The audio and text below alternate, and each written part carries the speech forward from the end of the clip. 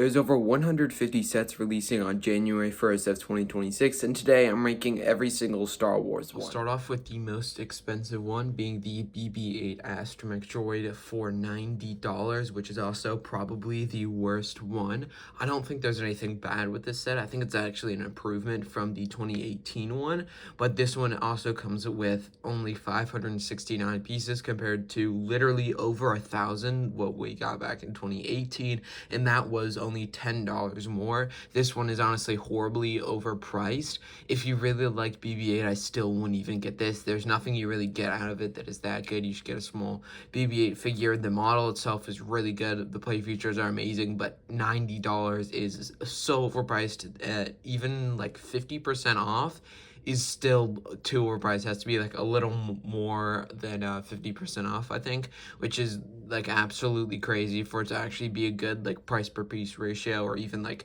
think about purchasing. Definitely not day one, and maybe never even purchasing this at all, even though it's such a shame because it is an amazing model. It is just so expensive. Unlike the Venator class attack cruiser for $80, which is $10 less, and comes with 643 pieces, which is more than the BB-8 Astromech Droid, is also $10 less. I guess you're not technically including that BB-8 figure, but no one really wants it that bad that it would cost $90. This one does have a lot of cool printed pieces, and it's based off the Revenge of the Sith one, so it's not exactly the UCS Venator. That one had the bridge here in a red color instead of a gray color for Revenge of the Sith. It's kind of weird that they're releasing this now after their 20th anniversary of Revenge of the Sith being this year, and then them releasing it January 1st of the next year. And also the Invisible Hand is retiring, so I would probably recommend buying the Invisible Hand while you can, and this one is just releasing, so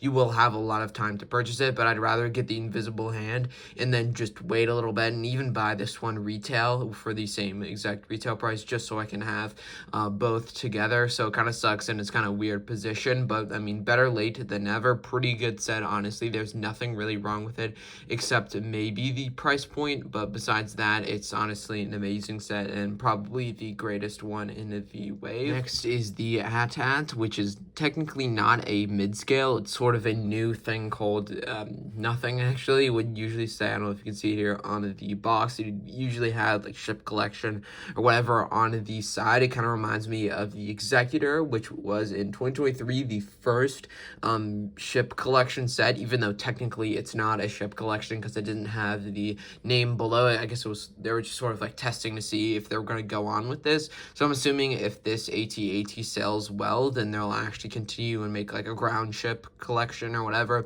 and it'll include more ships that are on the ground like the AT-AT. This one is $65 with 525 pieces, so not the worst price per piece. You aren't getting any figures, but you do have this nice display stand as well as a really cool micro build of a Snowspeeder, which I actually really like. As far as like model wise, I think this is my personal favorite one. Definitely like really good if you like the AT-AT. I would definitely get this day one. Honestly, I don't see a reason not to. Maybe it's a little bit overpriced, but honestly, if you buy this, you're also sort of, I guess, supporting the new, hopefully a new line of ground ship collection for the 18+ line. Honestly, really, really amazing. You can also remove the Snowspeeder, remove it from its stand. There's so many different customizable like options to have it in, and I think there is a couple Easter eggs that doesn't show in the lifestyle image. But yeah, it doesn't show the interior on the lifestyle images, but you can actually open this side up and you'll be able to see some stuff inside of it. So it is very cool. Honestly, if you like the AT-AT or the AT-AT, it is definitely a really good buy. Next is Cobb Vanth Speeder for $35. This is honestly one of the greatest sets of this wave. $35 for 207 pieces isn't the greatest, but you're getting literally two greatest figures probably of 2026, even though it's not even 2026 yet. These are absolutely amazing. You get a nice Cad Bane figure, which has been really hard to get in this sort of $35, pretty much a really good deal for any Cad Bane figure. I believe this is like the cheapest available, I guess, retail. You would be able to get a Cad Bane figure. The last one was in the Justifier, which is retired now, but it's pretty expensive. And also, I really like the Cobb Vanth figure. Looks so good. The face detail, the face print, as well as the arm print, and in the torso print. I also love the new helmet, and I also kind of like the new rangefinder on it. It looks really, really nice. I'm glad they also switched up the helmet print. I'm personally getting this set day one, and honestly, I wouldn't be mad at you for getting it day one. It also comes with the cool blue milk in the back there. I think the speeder build is also really good. Maybe it's not exactly $35. Maybe I think the most realistic, like optimal price point would be $30. So maybe you could get this on clearance if you're not a huge fan, but I would definitely recommend picking this up at some time, and at least for me, definitely day one. Next is Grogu's Homestead. I was actually able to find this early at Meijer. Sadly, this was the only one I found early, but this one is $20 with 107 pieces. It is a 4+ set. It's kind of overpriced. I mean, that's what most 4+ sets are, and I'm not seeing like a bunch of huge new molded pieces. There's a couple big ones, but I don't think $20 worth. It's a pretty cool like Grogu model. I think overall for a 4+ set, it looks pretty nice, but I don't think it is that $20 price range. Honestly, I don't think anyone should really be getting this unless you're, of course, 4 years old. The next one is very controversial, being the Siege of Mandalore Battle Pack. It comes with 2 3/32 as well as 2 of the Mandalorians here for $23, so that's small battle pack.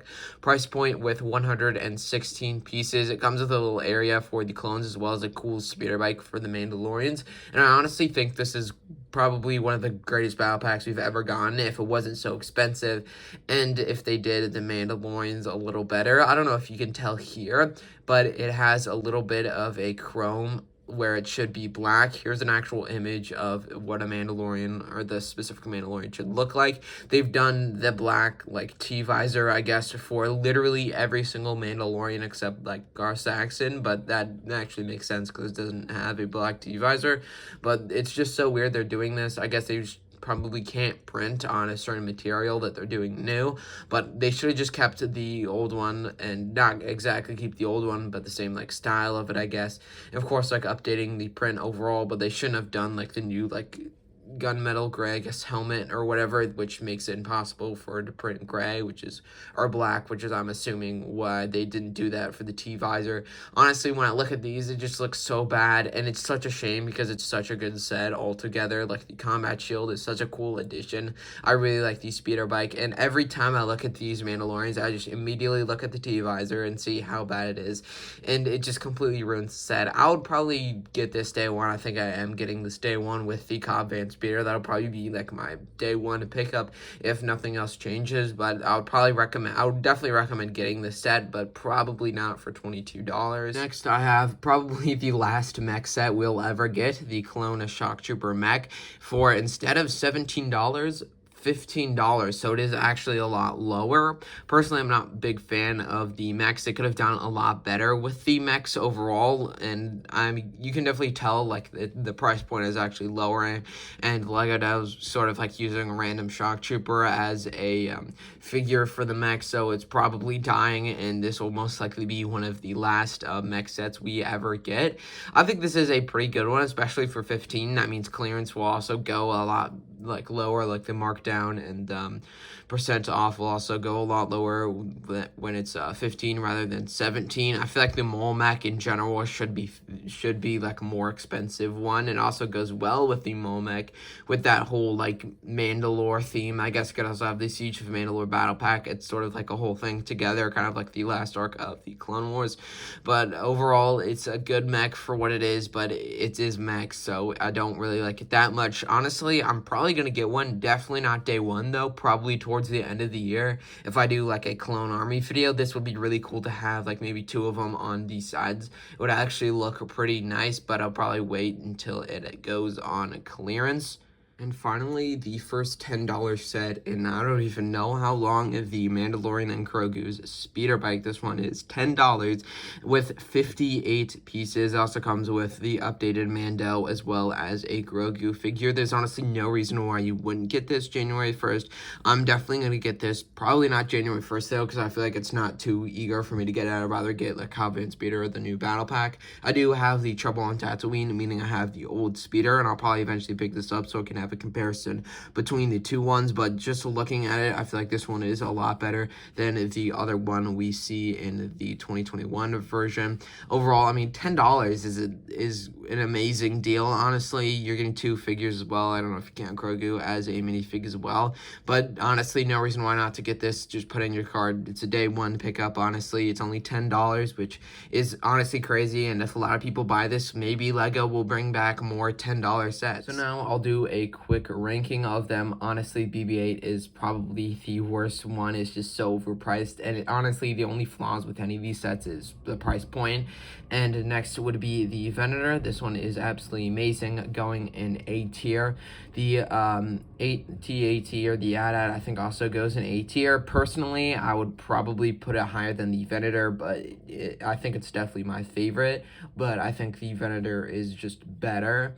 Also, Combine Speeder, I'll probably put in A tier. I think maybe higher than the Venator. I think it's a little bit overpriced, and definitely not as overpriced as everyone says, though. You are getting two amazing figures. Bring back $10 sets. S tier, definitely really good. Only 58 pieces for $10, but still, I mean, what are you going to do? $10 set, that's very, very good. Same with the Battle Pack as BB-8, I guess I'll put it in D tier. I think BB-8 does deserve to be a little bit higher than this, and it's such a shame because it's only one simple flaw with this set.